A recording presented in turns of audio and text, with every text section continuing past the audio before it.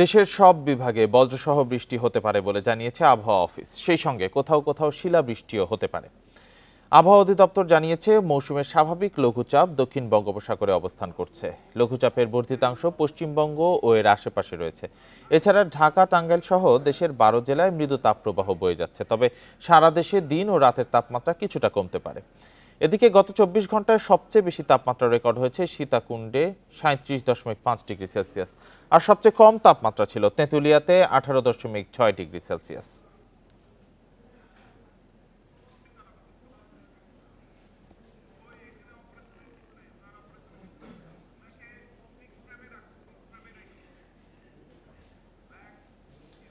আবহাওয়া পরিস্থিতি নিয়ে আরো জানাতে আগারগাঁও থেকে যোগ দিয়েছেন সহকর্মী আরাফাতুর রহমান। আরাফাত, আবহাওয়ার পূর্বাভাস ও পরিস্থিতি নিয়ে কি তথ্য পাওয়া গেছে? বান্ডেল থাকলে প্রতি সেনমানিতে টাকা বাঁচবে। বিকাশ সেনমানি বান্ডেল কিনে জিতুন প্রতি লেনদেনে। এপ্রিল মাসের অন্যান্য সময় আবহাওয়া অফিস বলছে যে অন্যান্য বছরের এপ্রিল মাসে যেরকম হিট ওয়েভ থাকে, এই বছর সেই হিট ওয়েভ ততটা বেশি না। অর্থাৎ সারা এপ্রিল জুড়ে বাংলাদেশের সবচেয়ে গরমের মাস হচ্ছে এপ্রিল।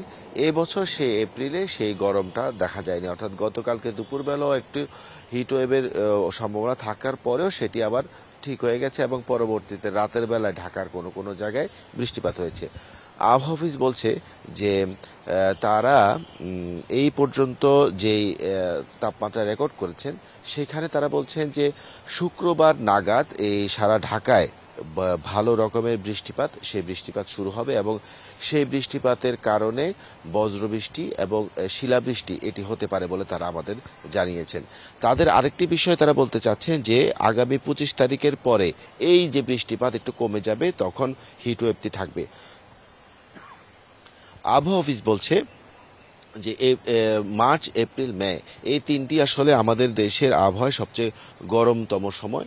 সেই সময় এপ্রিল মাসে যদি কম গরম থাকে, এবার গরম যেটু আছে এবং এই শুক্রবারের পরে বৃষ্টিপাতের পরে সেই গরমটা কমবে এবং সেটি ২৫ তারিখের পরে এই গরমটি বাড়তে পারে।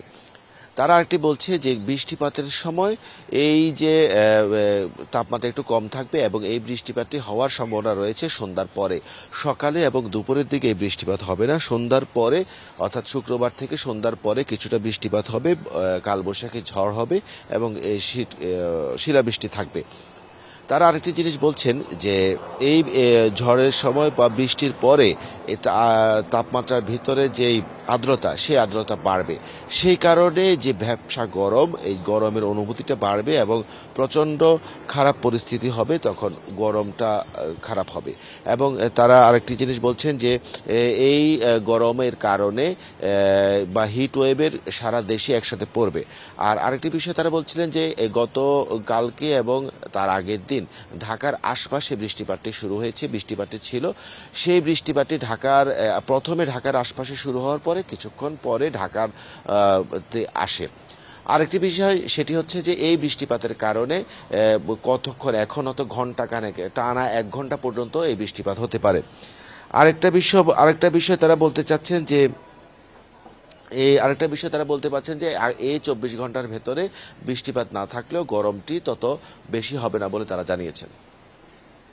তো ২৫ তারিখের আগ পর্যন্ত বৃষ্টিপাতের প্রভাবে একটু ঠান্ডা পড়তে পারে, বাট ২৫ তারিখের পরে যে আবার তাপমাত্রা বৃদ্ধির সম্ভাবনা আছে, এমনটি বলছে আরাফাতুর রহমান। ধন্যবাদ আপনাকে। আরাফাতুর রহমান জানাচ্ছিলেন আগারগাঁও থেকে।